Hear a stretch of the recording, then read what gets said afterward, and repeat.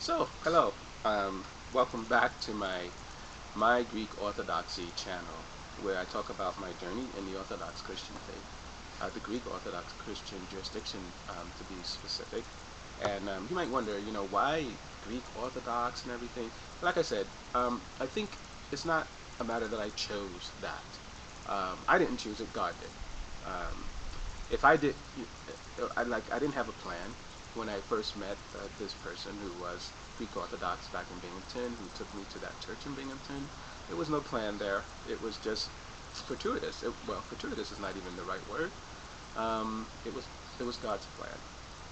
That's the way I look at it now, looking back.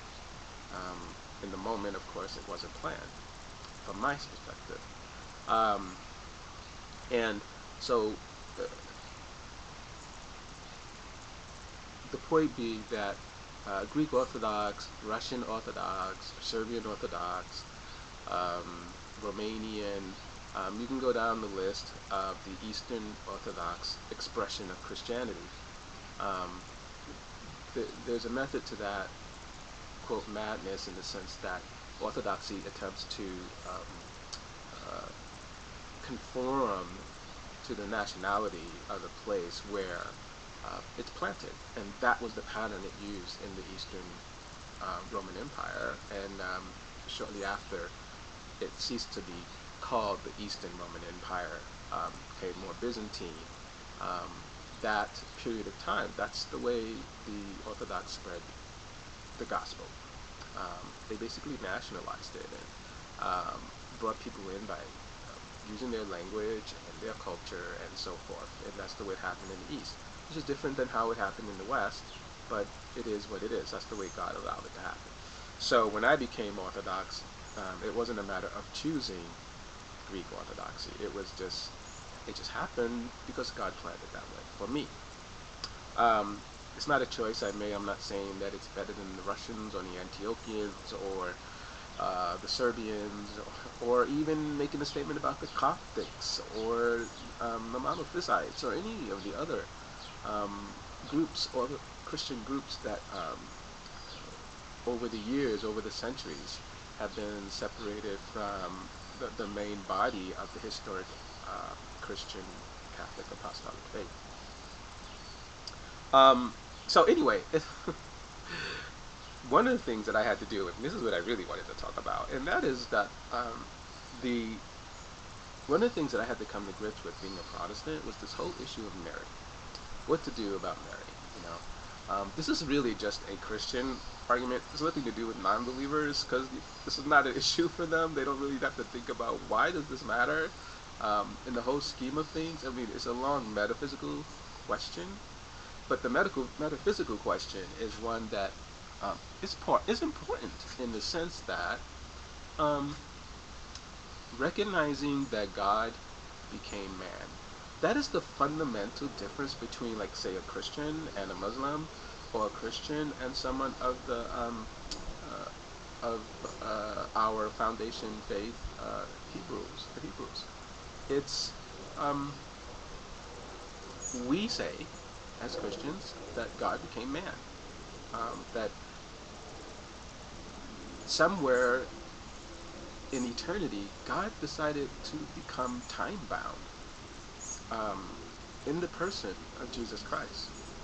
And when that happened, when God became time bound, when he became material, um, when he took on flesh and blood, he made a huge sacrifice uh, for the human species, for Homo sapiens. And but that sacrifice wasn't outside the norm. God didn't go, okay, I'm going to just create myself in the world and have absolutely no relationship to the creation that I was coming to save. Um, as we would say in Orthodoxy, if it's not assumed, it's not healed. So everything had to be assumed, and Jesus did that. He took on every aspect of humanity so that he could heal humanity. Um, this was the sacrifice. This was the great act of humility, where the eternal, unknowable, uncontainable, incomprehensible, timeless God,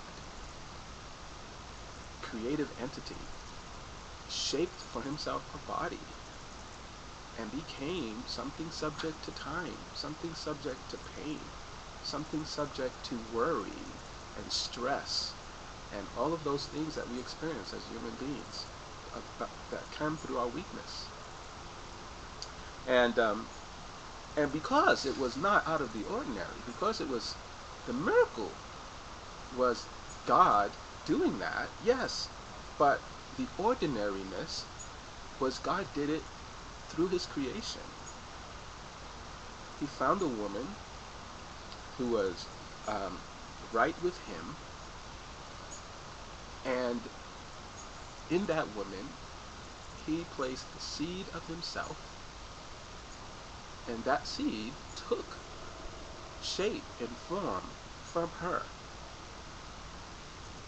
and became and was born a man, like the rest of us, but all the while being totally and completely God. So God became a man through a woman. I mean, if you sit back and really think about the profound nature of that, the huge difference, the ocean of difference that is between Islam and Christianity and Judaism and Christianity, you would see that the metaphysical question is huge. And so, in the Third Ecumenical Council, I'm not going to get into ecumenical councils right now, but I'm just going to mention, they acknowledge this miracle and ordinariness. They acknowledge that God became man through a woman. And they said it is right, it is proper, in that case, to use the term Theotokos. Theotokos. It means God became man through a woman. Basically, that's what it was. That's basically what it means. The God-bearer. And it's not like she was just a cup that you poured water into. It was not that. It was more than that. It was the seed took from her its humanity. God took from her his humanity. He didn't make her God. It didn't stop her from being human. But it made Jesus Christ like us. In all of his humanity, fullity in his will, in his reasoning, in terms of his ability to think, in terms of his ability to feel, in terms of his ability to cry, in terms of his ability to laugh, to die. All of that humanity was real. And that was the thing that I had to learn and overcome as a Protestant, being confirmed into the Orthodox faith, is to recognize that this truth, that, icons of her, I can show this, of the Virgin Mary and the baby Jesus. And so the whole idea of the Theotokos, more honorable than the cherubim and more and beyond compare, more glorious than the seraphim. Without corruption you gave birth to God the Word. We magnify you, Theotokos, God-bearer. And that's what I believe. I believe that Mary gave birth to God and man, 100%.